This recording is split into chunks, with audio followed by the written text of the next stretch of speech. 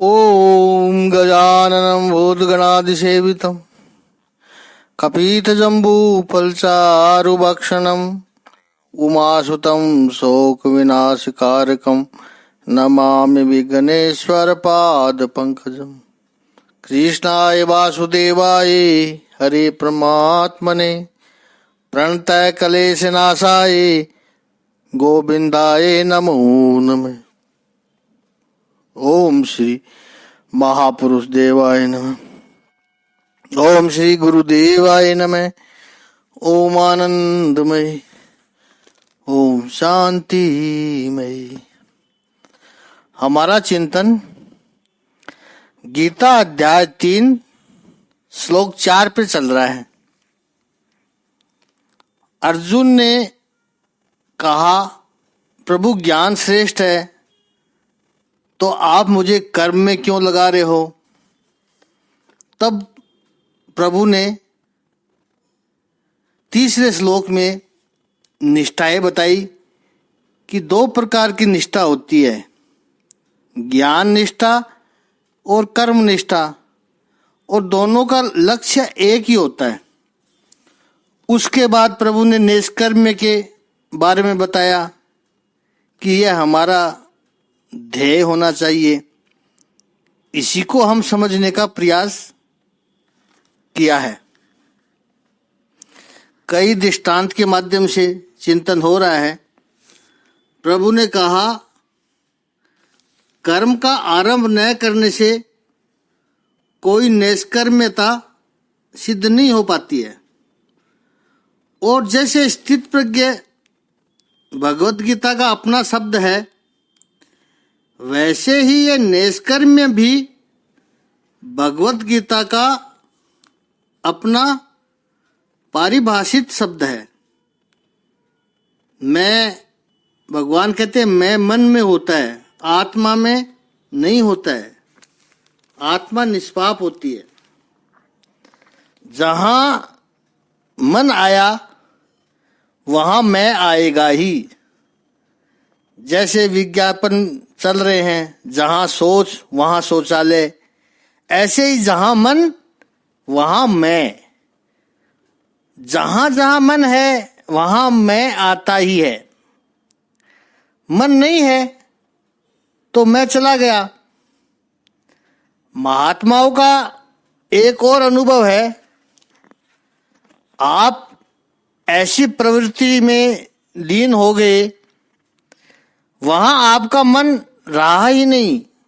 आपका मन पूर्णतः उस प्रवृत्ति में, उस व्यक्ति में एकाग्र हो गया, तो उस समय भी आपका ईगो नहीं रहेगा। आपका मैं छूट जाएगा। आपको संगीत का शौक है और कोई बहुत अच्छा गीत भजन आप सुन रहे हो, वो सुनते सुनते आप तल्लीन हो गए, आपका मन पूर्ण रूप से उसमें रम गया। उस वक्त ईगो नहीं होगा, क्योंकि आपका मन वहां चला गया। इसलिए जहां विशुद्ध प्रेम होता है वहां भी कभी ईगो होता नहीं है, क्योंकि जहां पर प्रेम है वहां पर मन पूर्ण रूप से प्रिय पात्र के प्रति समर्पित होता है। और प्रिय पात्र के प्रति मन पूर्ण रूप से समर्पित है तो फिर मैं कहां आ जाएगा। इसलिए प्रेम में कभी अहंकार नहीं आता है। जब 2 प्रेमी प्रेम में मग्न होकर चुंबन करते हैं तो कहते हैं, नाक कहां जाती है। इसके पीछे का तत्व को समझना है कि नाक का प्रतीक है अहंकार। अहंकार, नाक अहंकार का प्रतीक है। बाकी सब जगह लड़ेगा, लेकिन जब प्रेम की उन्मत्त अवस्था में जो है तब नाक लड़ते नहीं है, अहंकार लड़ते नहीं है। प्रेम में मन समर्पित है।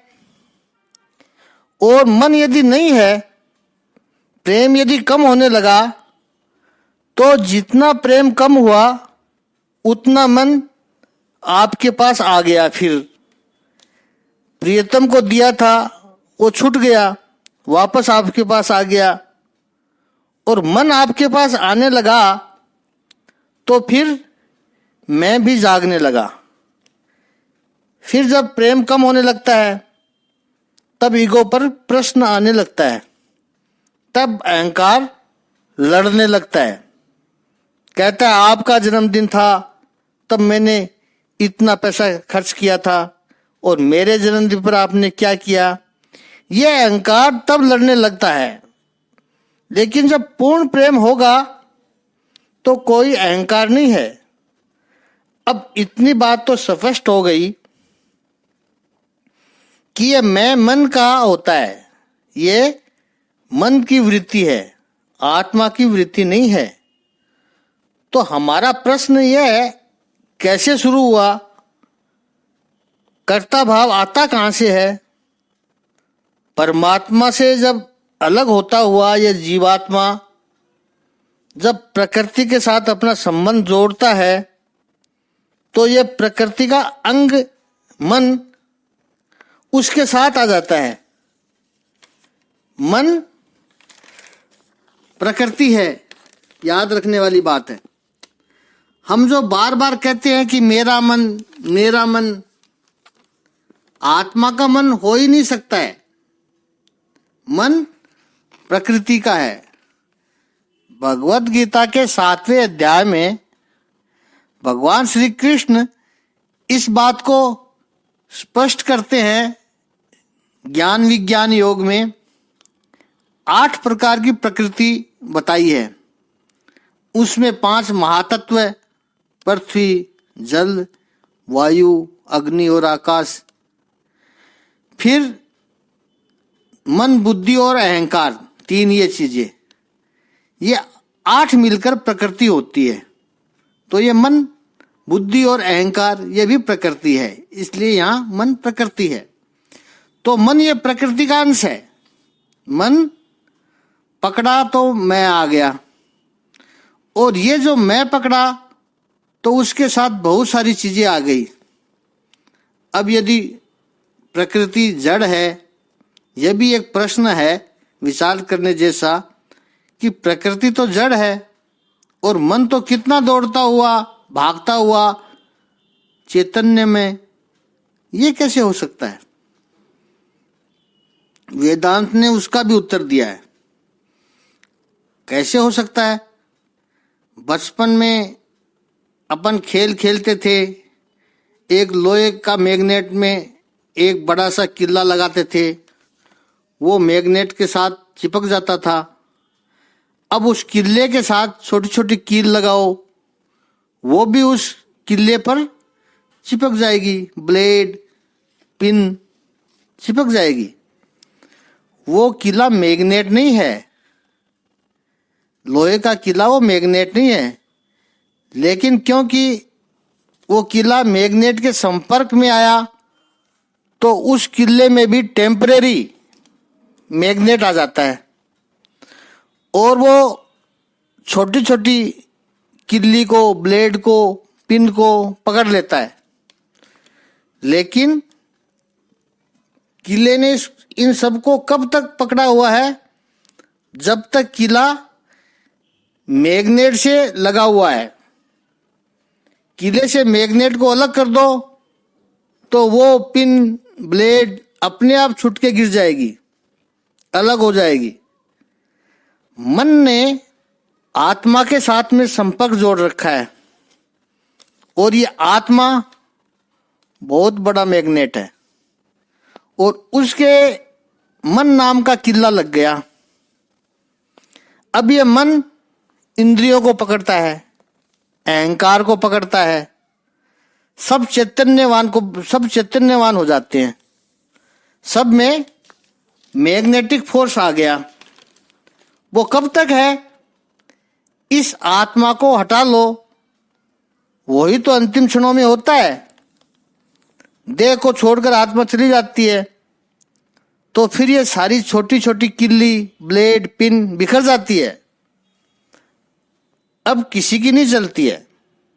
हमें पता है कि विशाल मैग्नेट होता है, वो लोहे की चीजों को दूर से ही खींच लेता है, यहां तक कि पर्दे के पीछे से भी खींच लेता है। बस वही हमारे जीवन में भी होता है। परमात्म तत्व और आत्म तत्व इतना पावरफुल फोर्स है मैग्नेट का। माया का पर्दा है, उसके अंदर प्राण तत्व, ये मन और बुद्धि ये आते हैं, और मैग्नेट का फोर्स इतना है कि उसके अंदर चैतन्यता आ जाती है, और सब में चैतन्यता आ जाती है, और वो पूरे संसार को पकड़ने लगते हैं। जैसे ही आत्म तत्व हट गया, मन कहाँ गया? संसार में से आत्मा निकल गई तो ये मन कहाँ गया? उसका मैं कहाँ गया? ये मेरी संतान है, ये मेरा मकान है, गाड़ी है, वो उसका मैं कहाँ गया? ये सारी छोटी छोटी पिन बिखर गई। मैं का संबंध प्राण से होता है तो प्राण भी चैतन्य में लगता है, शरीर से होता है तो शरीर भी चैतन्य में लगता है। वस्तुतः मात्र आत्मा का चैतन्य है जो पूरे अस्तित्व को चैतन्य में बनाता है। इसी को श्रीमद् भागवत के प्रथम स्कंद के प्रथम अध्याय के प्रथम श्लोक में महर्षि व्यास ने कहा है, सत्यम परम धीमहि। परम सत्य, परम सत्य कौन सा है? श्रीधर स्वामी ने अपने भाष्य में समझाया है कि परम सत्य वो सत्य है जिसकी उपस्थिति में अन्य असत्य भी सत्य के समान दिखाई पड़ते हैं। यह मैग्नेट हट जाए तो बाकी का सारा खेल पता चल जाएगा, वो परम सत्य है। तो अब देखिए, आत्मा और मन वास्तविक रूप में जुड़ते नहीं है, लेकिन उस पावरफुल मैग्नेट के पास में रहकर भी उसकी जो फोर्स आ जाए, ऐसे ही आत्मा के साथ में रहकर भी ये मन में आ जाता है, मन में समा जाता है। आत्मा के समीप में आ जाए, सानिध्य में आ जाए, और मन ये मैं की रट चालू कर देता है, क्योंकि आत्मा का फोर्स उसमें आ गया, आत्मा का चुंबक उसमें आ गया, आत्मा से जुड़ जाता है, तब मैं मेरा करता है। हम वस्तुतः तो होते तो है आत्मा वाले हिस्से, और समझ लिया है मन वाला हिस्सा कि हम वस्तुतः होते तो है आत्मा वाले हिस्से, और अपने आप को समझ लिया है मन वाला हिस्सा।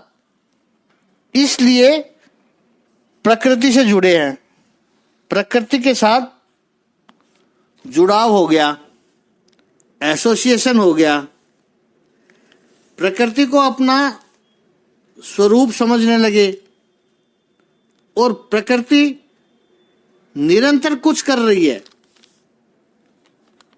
इसलिए हमें लगता है कि हम कुछ कर रहे हैं। कर रही है प्रकृति, लेकिन लगता है कि हम कर रहे हैं। ये कृतित्व अभिमान आ जाएगा। जब तक ये कृतित्व अभिमान है, जब तक ये मैं कर रहा हूं ये भाव है, तब तक निष्कर्म नहीं आती है, निष्कर्मता नहीं आती है। तो ये निष्कर्म कब आएगी, शुरू कब होता है? इसलिए शास्त्र कहते हैं श्रवण, मनन और विधासन की आवश्यकता है निष्कर्म को सिद्ध करने के लिए। हम अपने जीवन के हिसाब से यदि समझें तो ज्ञान योग और कर्म योग परस्पर एक दूसरे के विरोधी नहीं है। कर्म करने पड़ेंगे, कर्म को उद्दात करने पड़ेंगे, विकसित करने पड़ेंगे। और एक स्थिति ऐसी आएगी कि कर्म जब विशुद्ध होते गए तो अपने आप कर्म छूटते जाएंगे। कर्म छूटते जाएंगे तो सांख्य कहते हैं, मोक्ष कहते हैं, वो अपने आप सिद्ध हो जाएगा। कर्म छोड़ने की चेष्टा में न पड़े। ज्ञान योग और कर्म योग परस्पर विरोधी नहीं है, परस्पर उपकारक है, पूरक है। ज्ञान योग के ऊपर कर्म योग चलता है और कर्म योग की क्वालिटी ज्ञान योग से पता चलती है। बचपन में हमने एक कहानी पढ़ी थी, अंध पंगु न्याय। एक अंधा और एक पंगु दोनों बैठे हुए हैं, आग लगी हुई है। उनको विचार आया, बैठे बैठे कब तक रहेंगे, सब लोग भाग गए, हम दो ही रह गए, हमें भी जाना चाहिए। अंधा कहता जाना तो है, लेकिन मैं चल सकता हूँ, लेकिन देख नहीं सकता। पंगु ने कहा मैं देख सकता हूँ, लेकिन चल नहीं सकता। तो चलो हम दोनों को की जो मर्यादाएं हैं उसको मिला करके हमारी शक्ति बना दें उसको। अंधे ने कहा पंगु से तुम मेरे कंधे पर बैठ जाओ। पंगु ने कहा ठीक है, मैं बैठ जाता हूँ, तुझे मैं रास्ता बताऊंगा। अंधे ने कहा मेरी आंखें नहीं है, पर मेरे पैरों में तो जोर है, ताकत है। पंगु रास्ता दिखाता गया, अंधा चलता गया और दोनों अपनी मंजिल पर पहुंच गए। बिल्कुल इसी तरह ज्ञान योग और कर्म योग चलते हैं। कर्म के बिना ज्ञान पंगु है, लंगड़ा है, और ज्ञान के बिना कर्म अंधा है। कर्म में बहुत बड़ी शक्ति है, लेकिन ज्ञान नहीं होगा, क्या करना है ये पता नहीं है, तो करोगे क्या? वो तो ऐसी बात है जैसे पूरी फैक्ट्री चालू है, सारी मशीनें चालू है, लेकिन ऊपर से ये बताया नहीं कि माल कौन सा बनाना है। रॉ मेटीरियल सब पड़ा हुआ है, लेकिन ऊपर से इंस्ट्रक्शन नहीं आई क्या बनाना है, आदेश नहीं मिला। ज्ञान नहीं है तो पूरी फैक्ट्री ठप पड़ी है, और ज्ञान सब कुछ है, लेकिन कर्म ही नहीं है। बाजार में किस माल की डिमांड है सब पता है, कैसे बनता है वो भी पता है, लेकिन न मशीन है और न वर्कर है, तो कैसे बनाओगे? दोनों का समन्वय चाहिए। ज्ञान दिखाता है, कर्म चलता है। अब ऐसे तो अंधा और पंगु दोनों अलग अलग अस्तित्व है, इन दोनों को जोड़ेगा कौन? इन दोनों के बीच में प्रेम तो होना चाहिए, एक दूसरे पर श्रद्धा तो होनी चाहिए, और मंजिल एक होनी चाहिए। ऐसे ही हमारे जीवन में ज्ञान और कर्म दोनों को जोड़ने वाला जो लिंक है वो है भक्ति। वो प्रेम और श्रद्धा के आधार पर होती है। ज्ञान, कर्म और भक्ति रामायण के आधार पर बहुत सुंदर बात है। राम जी, लक्ष्मण जी और सीता मैया। भगवान राम ज्ञान योग है, लक्ष्मण जी कर्म योग है, और माता सीता भक्ति योग है। ये तीनों का समन्वय है। ज्ञान अगुवाई करता है, रास्ता दिखाता है। भगवान राम अगुवाई कर रहे हैं, कर्म निष्कर्म्य है, इसका अर्थ है ऐसा हुआ कि कर्म करने हैं, समझदारी से करने हैं, ऐसे करने हैं जिससे कर्ता को फल का स्पर्श न हो। कर्म तो करे, लेकिन कर्म के फल से ऊपर रहने की कला हो, वो शास्त्र हो, वो निष्कर्म्य है। निष्कर्म्य का अर्थ है कर्म करने के बाद भी कर्म से और उसके फल से दूर रहने का शास्त्र। सकर्म होकर भी अकर्म रहने का कौशल्य, उसे कहते हैं निष्कर्म्य। सब कुछ करते हुए भी हम कुछ नहीं कर रहे हैं, कर्म तो करते रहे हो, लेकिन उसके तनाव से, उसके अशांति से मुक्त रहना, ये निष्कर्म्य है। सब कुछ करते हुए भी हम कुछ नहीं कर रहा हूँ, ये सिर्फ बोलना ही नहीं है, अंतःकरण से महसूस करना है, उसे कहते हैं निष्कर्म्य। शांति पर्व महाभारत के अंतर्गत, उसमें भगवान मनु और बृहस्पति जी का संवाद है। भगवान मनु बृहस्पति जी को उपदेश करते हैं। शांति पर्व के 204 अध्याय में 8वां श्लोक में भगवान मनु कहते हैं कि पाप कर्मों का क्षय होने पर ही मनुष्य में ज्ञान का उदय होता है। पाप कर्म जब नष्ट हो जाते हैं, पूरे हो जाते हैं, तभी ज्ञान का उदय होता है। जैसे दर्पण स्वच्छ हो, साफ हो, तभी उसमें अपना प्रतिबिंब स्पष्ट दिखाई पड़ता है।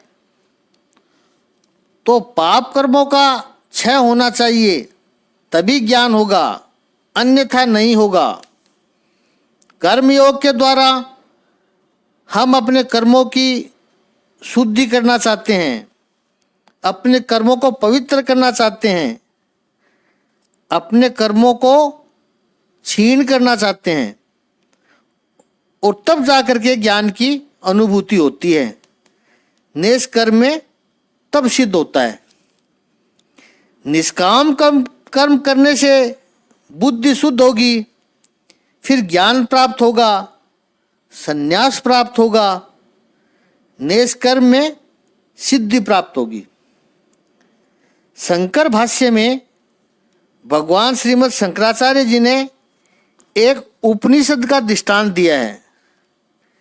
बृहदारण्यक उपनिषद के 4th अध्याय के प्रथम ब्राह्मण का आरंभ एक सुंदर प्रसंग से होता है। राजा जनक की सभा में ऋषि याज्ञवल्क्य पधारते हैं। राजा ऐसे विद्वान ऋषि को आया हुआ देखकर बहुत बड़ा प्रसन्न होता है और पूछता है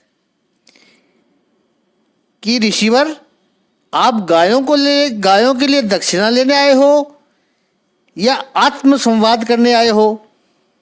उस वक्त गायों को ही दक्षिणा के रूप में दिया जाता था। याज्ञवल्क्य जी कहते हैं, दोनों के लिए आया हूँ। तपोवन के लिए गाय तो चाहिए ही, लेकिन फोकट में हाथ फैलाने नहीं आया हूँ। मेरे पास जो ज्ञान है वो ज्ञान दूंगा और आत्मसम्मान से गायों को स्वीकार करूंगा। फिर अध्यात्म संवाद होता है। उसमें 4थे श्लोक में एक सूत्र आया है, उसको आदि शंकराचार्य जी ने अपने शंकर भाष्य में प्रयोग करते हैं। वेदाध्ययन से, यश से, दान से, तप से, उपवास करने से, व्रत करने से इत्यादि से, इन सब साधनों से साधक को परम प्राप्ति की इच्छा जागृत होती है। तो ये जो कर्म छोड़ने नहीं चाहिए, ये करेंगे तो परमात्मा की प्राप्ति की इच्छा जागृत होगी। तो निष्काम कर्म योग जब करते हैं, वो इसलिए करते हैं ताकि ज्ञान की भूमिका बने, ज्ञान का आत्मसात कर सकें। ज्ञान योग से गुजरने के लिए भी कर्म योग तो करना ही पड़ेगा। और इस सिद्धांत को और अधिक पुष्ट करते हुए प्रभु 5वां श्लोक कहते हैं। तो अब गीता अध्याय 3 श्लोक 5वां लेते हैं। 5वें श्लोक का शाब्दिक अर्थ है, प्रत्येक व्यक्ति को प्रकृति से अर्जित गुणों के अनुसार विवश होकर कर्म करना पड़ता है। अतः कोई भी एक क्षण भर के लिए भी बिना कर्म किए रह नहीं सकता है। कोई भी जीवात्मा, कोई भी पुरुष किसी भी समय, किसी भी क्षण के लिए भी कर्म किए बिना नहीं रह सकता है। सर्व